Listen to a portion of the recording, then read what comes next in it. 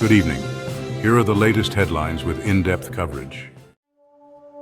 In a notable development within the UK government, Sue Gray has announced resignation from role as the Prime Minister's advisor after only 1 month in office.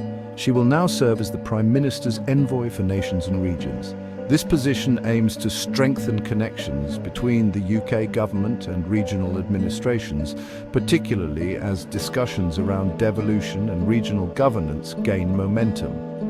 Her experience and reputation for integrity will be critical in navigating these complex relationships, especially with the ongoing challenges posed by regional disparities in economic development and public services.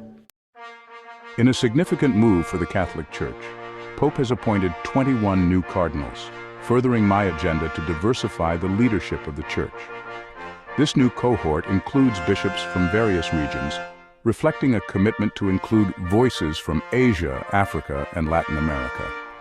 The appointments signal Pope's desire to address pressing global issues such as climate change, poverty, and migration, and to ensure that the Church remains relevant in a rapidly changing world.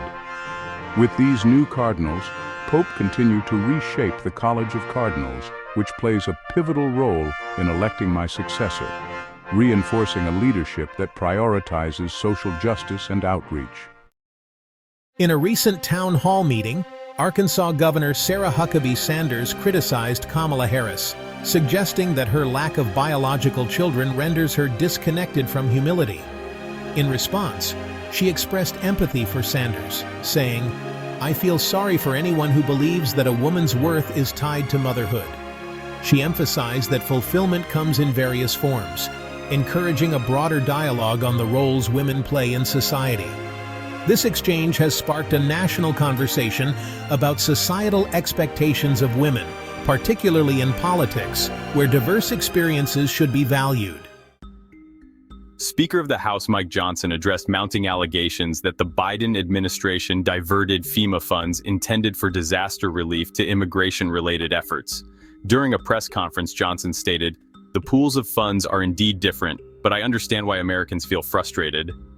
This controversy has arisen amidst severe weather events that have ravaged parts of the country, leaving many citizens questioning the federal government's resource allocation.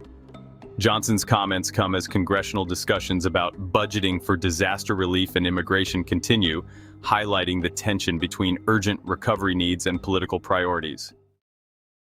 In a devastating incident near Karachi's Jinnah International Airport, an oil tanker explosion has claimed the lives of 2 Chinese nationals and injured 10 others, including security personnel.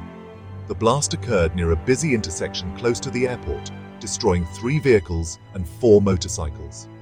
Eyewitness accounts describe a scene of chaos as residents rushed from their homes in panic, while emergency services worked to extinguish fires and secure the area. Local authorities are investigating the cause of the explosion, with early reports suggesting potential negligence regarding the tanker's safety standards.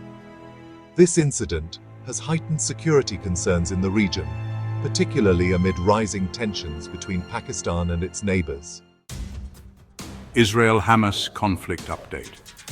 In ongoing conflicts, Israel has intensified airstrikes targeting Hamas positions in Gaza, while also striking Hezbollah sites in southern Lebanon. This military escalation coincides with the 1-year anniversary of last year's devastating Hamas attacks, which resulted in significant casualties and destruction. Israeli officials report that these operations are aimed at dismantling militant infrastructure and preventing future attacks. However, this has led to civilian casualties and widespread concern among the international community regarding the humanitarian impact on Gaza's population, as many residents face shortages of essential supplies amid the ongoing violence. Russian opposition activist killed in Ukraine. In Ukraine, the death of a Russian opposition activist who was fighting alongside Ukrainian forces has drawn attention to the complex dynamics of the war. The activist, known for his vocal opposition to the Kremlin, was killed in combat, highlighting the personal sacrifices made by individuals opposing Russian aggression. This incident raises critical questions about the role of dissidents in conflict zones and the broader implications for Russian society, It also emphasizes the importance of international support for Ukraine as it continues to confront military challenges and human rights violations. New Zealand naval loss. In a historic and tragic event, New Zealand has confirmed the sinking of its first naval ship since World War II during a training exercise in the South Pacific. The vessel, a modern frigate, was conducting routine maneuvers when it encountered severe weather conditions that led to its capsizing. All crew members were safely rescued, but the loss of the ship has sparked discussions about naval safety protocols and the future of New Zealand's maritime defense capabilities. The government has vowed to conduct a thorough investigation and review operational guidelines to prevent future incidents.